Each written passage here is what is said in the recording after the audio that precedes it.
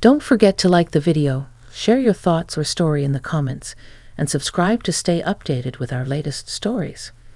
Now before I begin, tell me where you are watching from. I'd love to know which cities and towns are joining me for this memory that stayed with me for years. It was one of those mid-autumn afternoons where the air feels cool, but the sunlight still holds a soft warmth. I had just finished sweeping the fallen leaves off my porch when I heard the familiar hum of my sister's car pulling into the driveway. I wasn't expecting her, and I certainly wasn't expecting who got out of the passenger seat.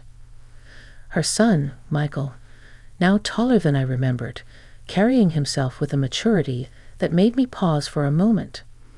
It's funny how young people can change so quickly, their faces taking on new shapes, their expressions carrying things they never had the courage or need to express before. My sister leaned out the window and called, "Can you keep an eye on him for a couple of hours? I have to run to an appointment." Her tone was rushed, distracted, the kind of voice she uses when she's juggling too many things at once. I nodded, and before I could ask what was going on, she was already reversing out of the driveway. Michael stood there on the walkway, hands in his jacket pockets, shifting his weight like he wasn't sure he should come closer. "Well," I said, brushing the last leaf off my sweater, "this is a surprise." He gave a small smile, the kind a young man offers when he's trying to act like everything's fine, even though something sits heavily on his mind. "Yeah, Mom said you wouldn't mind." "I never mind," I told him. "Come on in." We walked into the house, and I noticed how quiet he was. Normally he had a brightness to him, talking about school, music, whatever new hobby he had taken up that month. But today he barely lifted his eyes from the floor. I made us both some tea, and we sat on the couch. The soft ticking from the wall clock filled the silence, and the smell of cinnamon from the candle on the table drifted through the room. He sat down slowly, as if unsure whether he belonged in the quiet moment taking shape around us. Then he did something he hadn't done since he was a child. He sat right beside me. Not on the other end of the couch. Not halfway between. Right beside me, close enough that I could feel the heaviness of whatever he carried. "Aunt Marla," he said quietly, "can I talk to you about something?" There was something in his voice, gentle uncertainty mixed with a kind of longing, that made me sit up a little straighter. I turned toward him, giving him my full attention. "Of course," I said softly. "You can tell me anything." He nodded, gripping his tea mug with both hands the way people do when they need something steady to hold onto. He let out a breath, looked at the carpet, then at the window, then finally at me. "I don't really have anyone else to say this to," he whispered. "Mom's too stressed. Dad wouldn't get it, and I don't want my friends thinking I'm weak." The word weak seemed to sting him, and I could see his shoulders tense. "You're not weak," I told him, gently but firmly. He swallowed, and for a moment I thought he might pull away from the conversation. But instead he moved a little closer, his voice almost a whisper. "It's just, I've been feeling this heaviness, like I don't know where I fit anymore or what I'm supposed to do. And every time I try to talk about it, people either brush me off or tell me I'm overthinking everything." My heart softened. I placed my tea down slowly, not wanting to break the fragile calm between us. "I know that feeling," I said, "more than you might think." He turned his head toward me, eyes filled with something raw. Trust, confusion, something deeper he hadn't yet named. "That's why I sat beside you," he said, voice shaking just slightly. "Because whenever I'm around you, I feel like I can breathe, like it's okay to say what I'm really thinking." The room grew still around us. Not tense, not uncomfortable, just meaningful. His words carried a sincerity that reached straight into me, touching a memory of all the years I'd watched him grow, laugh, struggle, and become the young man sitting beside me now. He shifted again, lowering his voice even further. "And what I want to say, I've never said it to anyone before. I felt the weight of that statement settle in the air, quiet but powerful. I waited, letting him take his time. He looked at me with a seriousness I hadn't seen in him before. "But before I tell you," he whispered, "I need to know. You won't turn away from me for saying it." I didn't move. I didn't speak too quickly. I simply offered him the calm he was seeking. "I'm right here," I said gently, "and I'm not going anywhere." And in that moment, I knew we were only at the beginning of a conversation that would change something in both of us, something subtle, emotional, and unforgettable. He stayed quiet for a moment after I reassured him, as if testing the air around us, making sure it was still safe to speak. His hands tightened around the warm mug, and the steam from the tea rose between us in thin curls, softening the silence. I didn't rush him. I simply waited, letting the room hold the calm he clearly needed. When he finally spoke, his voice came out low, almost fragile. "I didn't come here today just because Mom needed somewhere for me to stay. I asked her to bring me here." He glanced up quickly, then lowered his eyes again. "I needed to see you." There was no romantic tone to his words, just an honesty shaped by something deeper, something emotional and unsteady. I nodded for him to continue. "It's been building for months," we said. "Maybe longer. I just didn't understand it until recently. Everything at home feels loud. Mom's stressed about work. Dad's frustrated about everything. And I feel like I'm walking on eggshells all the time." He swallowed. "It makes it hard to breathe some days." His confession tugged gently inside me, reminding me of how sensitive he had always been beneath his quiet exterior. I softened my voice. "You're carrying more than you should. It's okay to say that out loud." He breathed in shakily, as if the words had loosened something in him. "When things get overwhelming, I think about the times I spent here when I was younger. Do you remember? You'd make cocoa in the winter, or we'd sit and talk about nothing for an hour." He paused. "Back then, I didn't understand why it felt good.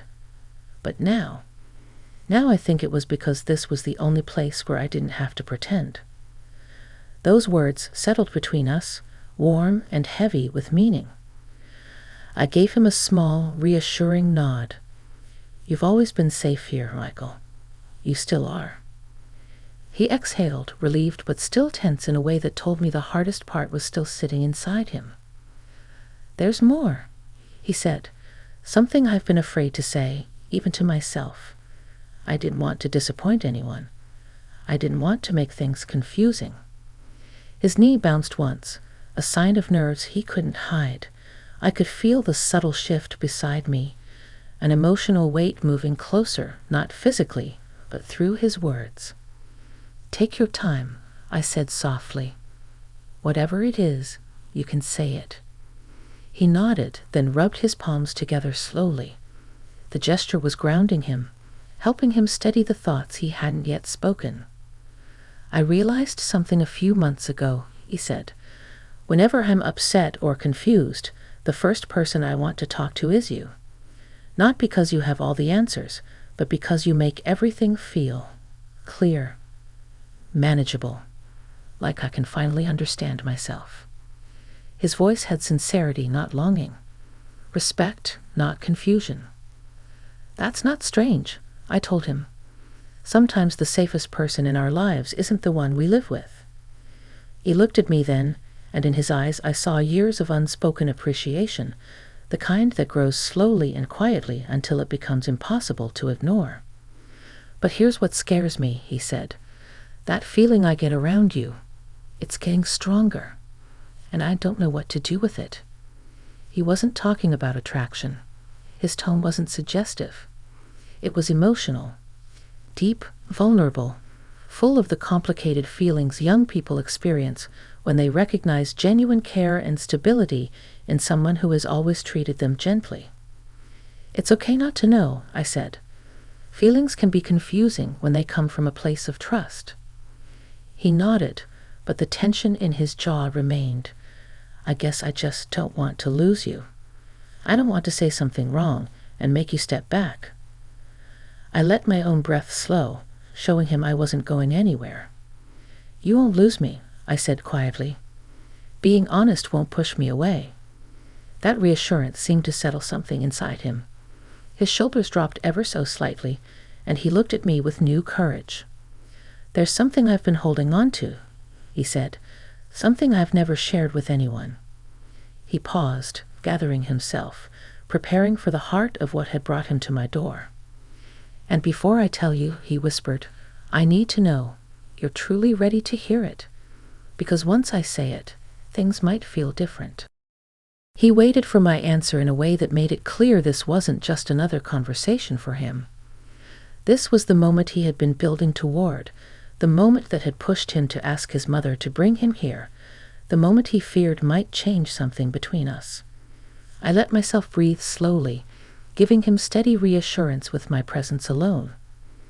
I'm ready, I said softly. Whatever you need to say, I'm here to listen. He nodded, but he didn't rush into his confession. Instead, he stared down at his hands, those hands that had grown so much since the little boy who once carried toy cars around my living room. He rubbed his thumb over the small scar on his knuckle, a nervous habit I remembered from years ago. When I was younger, he began, I'd always felt different when I was here. I didn't understand it then. I just knew I felt calmer, and I thought that was normal. He took a breath, the kind people take when they finally allow themselves to uncover old feelings. But as I got older, I noticed that feeling didn't go away. It got stronger. I'd come home from school stressed or upset, and the first thing I'd think was, I wish I were at Aunt Marla's. Not because you'd fix anything, but because I felt steady around you. His voice softened at the word steady, as if it carried a meaning he had been waiting years to name. I leaned in slightly, offering just enough encouragement without interrupting. Go on. He blinked a few times, gathering courage.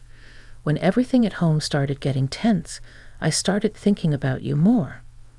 Not in a strange way, not like that, but in a way that made me realize how important you've been to me.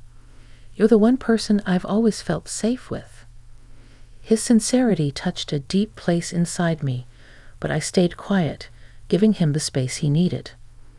It worried me, he admitted, because I didn't know if it was normal to feel that way about someone outside your own household.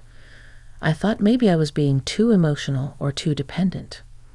He let out a quiet laugh, one without any humor. You know how people my age are always told to be strong and independent. I felt like I was failing because the person I trusted the most wasn't one of my parents. It was you.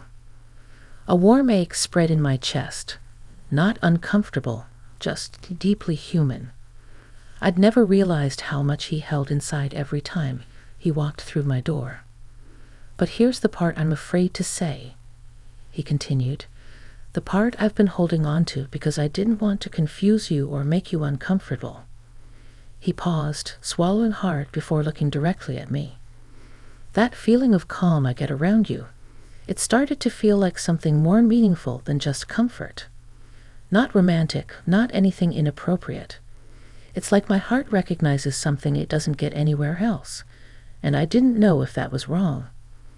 The room felt warmer, wrapped in a mixture of vulnerability and truth that could only exist between two people who cared deeply but respectfully for each other. It's not wrong, I said gently. Sometimes the most important emotional connection in our life isn't tied to age or titles. Sometimes it's tied to who made us feel understood. His eyes softened with relief, but there was still something sitting heavy behind them, something he hadn't yet named. That's what I was scared of, he admitted. I didn't want to misunderstand what this bond means, and I didn't want you to pull away from me because of it. I won't pull away, I assured him. Your feelings aren't something to hide. They show how deeply you value honesty and connection.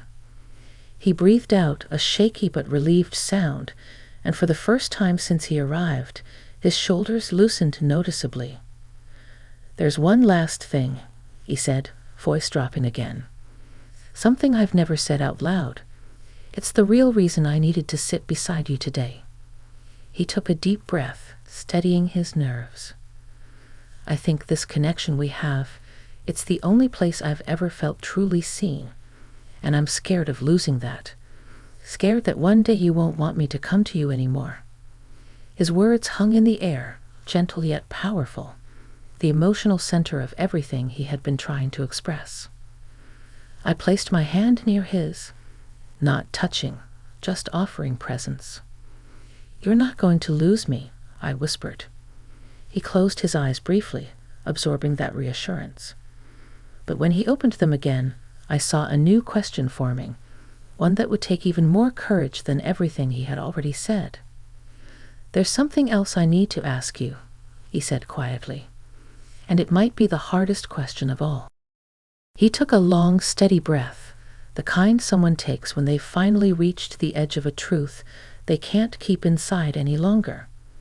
I could see the tension in his jaw, the way his fingers curled slightly against the cushion beside him, not in fear, but in anticipation of what might come next. I didn't interrupt. I simply waited, giving him the calm he had come looking for. When he finally lifted his eyes to mine, there was something incredibly sincere in them. Not confusion, not longing. Something quieter, deeper, like he was trying to understand a part of himself that had never been given space to breathe. "Aunt Marla," he said softly, "the question I need to ask, it's not about what I want. It's about what I'm afraid of." His voice wasn't shaky anymore. It was steady in a way that made the moment feel even more intimate, not romantic, but emotionally close, grounded in years of trust. "What are you afraid of?" I asked gently. He swallowed, then spoke with a quiet honesty that touched something tender inside me. "I'm afraid that this connection we have, the way I feel safe with you, the way I open up, it's something I'll lose as I get older. That one day you'll think I don't need you anymore, or worse, that you won't want me coming to you with my feelings." The vulnerability in his words settled in the room like a soft weight. It wasn't dramatic. It wasn't childish. It was a young man standing face to face with the fear of losing the one person who had ever made him feel fully understood. I leaned in slightly, letting him see every bit of sincerity in my expression. "Michael, you don't lose people who truly care about you just because you grow up. And you certainly won't lose me." "But things change," he whispered. "People get busy. Families drift apart. I don't want this to fade. I don't want to wake up one day and realize I can't talk to you anymore." His voice trembled just a little, not from sadness, but from the magnitude of what he was admitting. I softened my tone even further. "This bond we have isn't going anywhere. Emotional connections don't fade just because life changes. If anything, they grow. They become something deeper, something built on respect and understanding." He looked down as if letting those words settle through him, then slowly lifted his eyes again. "That's what I needed to hear," he said quietly. "Because the more I thought about it, the more I realized this isn't something I want to outgrow. I don't want to lose the place where I feel seen." "You don't have to," I assured him. "Feeling seen, supported, and understood, that's something everyone deserves. And you deserve it more than you know." Something inside him loosened then. His shoulders finally relaxed, his posture softened, and for the first time since he walked into my house, he looked like a weight had been lifted. "But there's one more part to my question," he said after a moment. "The part I've been scared to ask, because I wasn't sure if it would sound strange." "Tell me," I said gently. He hesitated, then spoke with careful, deliberate vulnerability. "Do you ever feel it too? That connection? That sense of ease when we talk? That feeling that this isn't just a normal conversation, but something that matters?" His question wasn't bold or inappropriate. It wasn't reaching across boundaries. It was the honest curiosity of someone who had finally found emotional clarity and needed to know if it was mutual. I let the question sit with me for a second, then spoke as honestly as he deserved. "Yes," I said, I do feel that connection, and it does matter to me. Our conversations aren't ordinary. They're meaningful because they come from a place of trust and openness. And that's rare. Relief washed over his expression so visibly that it softened every line of worry on his face. "Thank you," he whispered. "I've been carrying that fear for so long." "You don't have to carry it alone," I told him. "Not ever." He nodded, then let out a slow, steady breath, the kind people take when they've finally heard the truth they were hoping for. For a few moments, we simply sat there, letting the quiet fill the space between us. The late afternoon sun dipped lower, bathing the room in a warm gold that made everything feel peaceful, grounded, complete. Finally, he stood, not abruptly, but with a sense of calm that hadn't been there before. "I should head outside," he said. "Mom will be back soon." I walked him to the door, and as he stepped into the fading sunlight, he turned back to me, his voice low, warm, sincere. "I'm glad I came today. I feel like I understand myself better now, and I understand us better too." "So do I," I said. He gave me one last small, grateful smile before walking down the path. When the door closed behind him, the house didn't feel empty. It felt full of truth, honesty, and the quiet strength of a bond that had finally been named for what it truly was. A connection born from years of trust. A connection neither of us would forget. A connection that still lives with me to this day.